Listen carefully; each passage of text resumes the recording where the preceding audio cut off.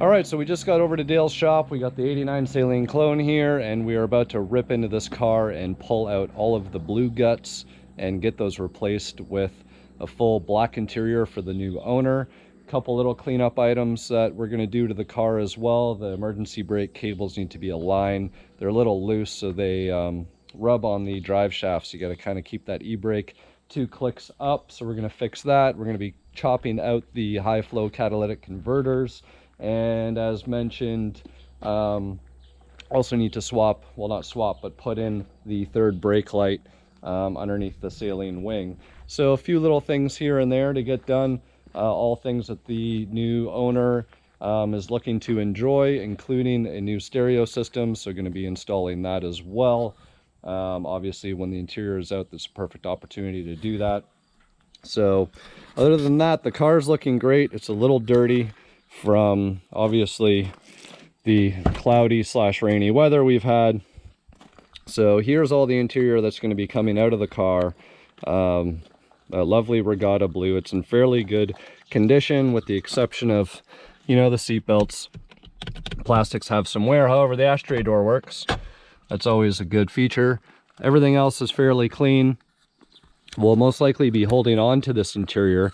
So the only thing that I don't actually have for the conversion are the rear plastics, the headliner, and the rear seat. The reason for that is because I actually have a hatchback black interior, so those pieces are going to be of no use to us in this case. So in efforts to keep this blue interior together, because believe it or not, I actually like the regatta blue interior and I'd love to use it in another project at some point. This headliner, we're actually going to dye it as well.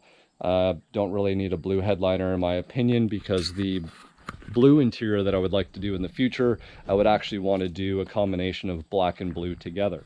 So I've ripped out a ton of interiors in the day. It's been a while since I've ripped out a full interior, not gonna lie, but I got my tools ready. I actually have the black dash already in the car, waiting on my friend to bring the rest of the parts over. So we're going to go ahead and get started. Got some of the tools that I could remember off the top of my head that I know that we're going to need.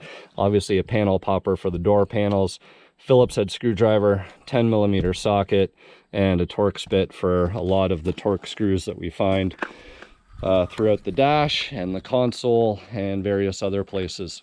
Also actually for the window crank we need the Torx bit as well. So I'm actually going to put this in wide angle mode and strap the GoPro to my forehead, and we'll do a full kind of live teardown of this interior. So let's see how that goes. In super view mode. So hopefully you guys have a super view of the car. So again, here she is. The shop's actually full right now, so I'm just going to go ahead and strip this out here in the laneway, because, well, the weather is agreeing with us at the moment. Quite a humid day out actually, but other than that, let's get into this and see what we can't do. Yeah.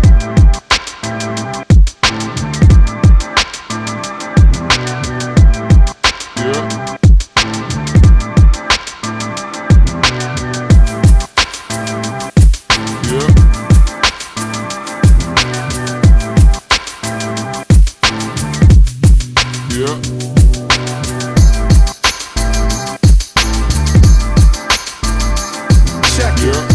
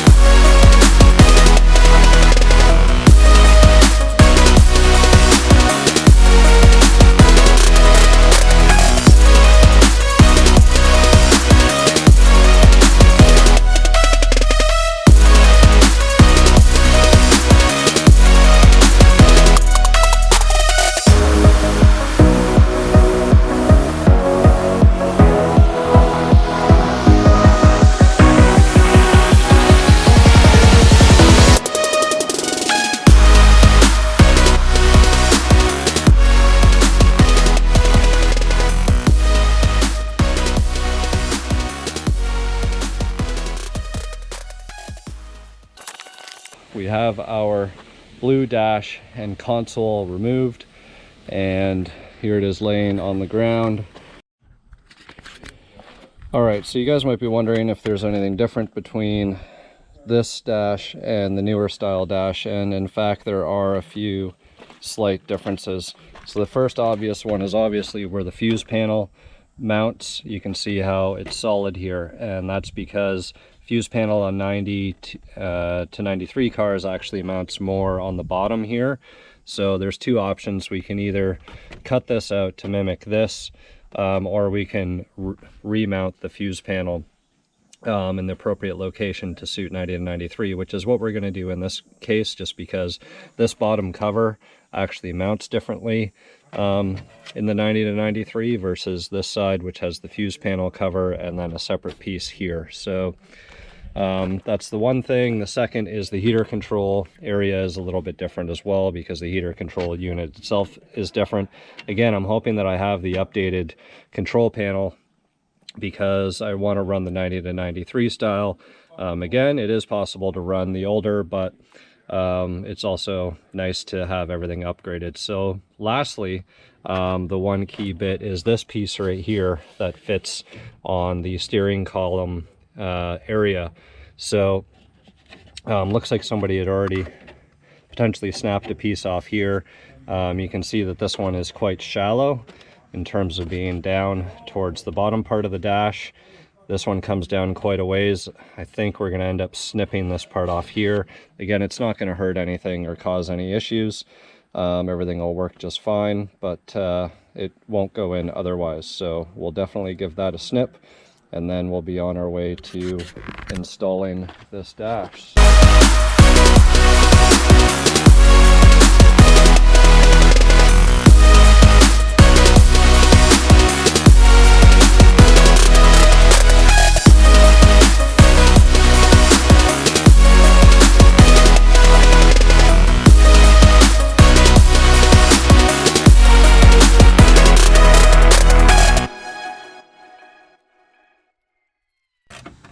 So you know that when these side holes line up on the sides of the dash here, that your dash is pretty much in the right position of where it needs to be. You know, it is a Foxbody after all, so things don't always line up perfect, but since you most likely have a dash that was out of another car, you can always kind of see the marks of where the previous screws were. And those are great indicators to help line things up to make sure that everything's where it needs to be. Alright guys, so we've got our headliner out of our Saline clone car. It is the original blue. It's in really good shape, and we are going to dye this with some Krylon metal, wood, plastic, and more paint. And this is a satin black finish. And some people might be asking, why dye it? Well, this headliner is in really good shape, number one. Number two, using this is really cheap. Number three, it comes out looking pretty much just like a brand new headliner in the end. And because it is a headliner, obviously it's up on the ceiling of the car, so you're not always looking up there, but I guarantee you the results are going to be awesome. A lot of people wonder, you know, does it get hard and crunchy in the fabric? It actually doesn't, as long as you do nice light coats and you rub it down afterwards. You can use a soft bristle brush or something like that, but we're going to go ahead here and start getting some coats on and see how it goes. So of course, I've already cleaned everything down.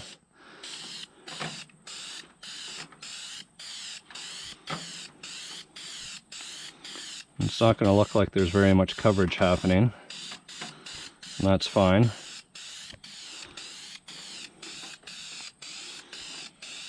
It's almost like you just want to lay down the foundation.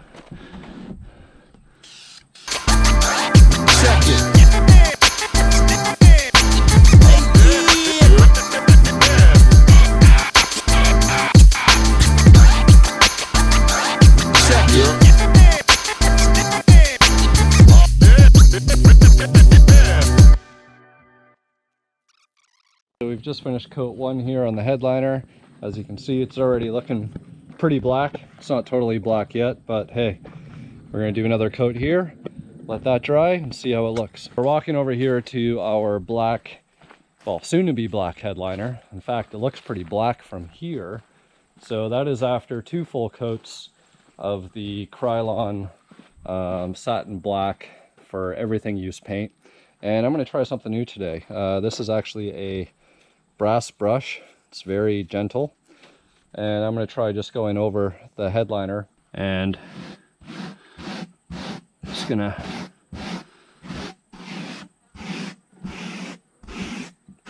give it nice strokes, kind of same thing like the way that we were painting, both directions. You can actually see some blue getting exposed under there.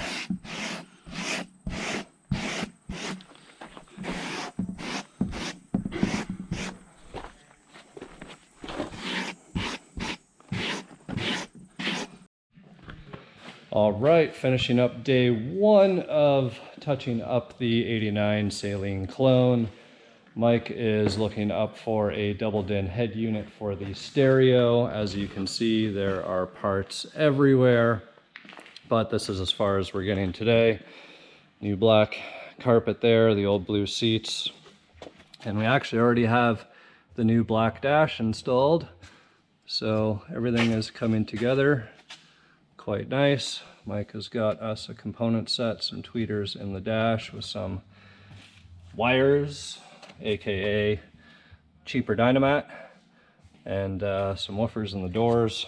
So door panels are actually ready to go back on. Tomorrow we'll rip out this carpet, swap that over, and slowly start swapping all of these various pieces. Our headliner is coming along nicely, so that is 2 coats of paint and brushed with the brass brush to keep things softer and smoother instead of rough and jagged. So that's about it for today. Got other priorities, family priorities. Vacation can't be all fun and cars. But tomorrow's going to be a full day. I'm going to try and knock out the rest of this thing, including adjusting those e-brake cables. And my friend from Florida will be back and we'll get this 3rd brake light installed and cover up that hole in there. Other than that, that is it.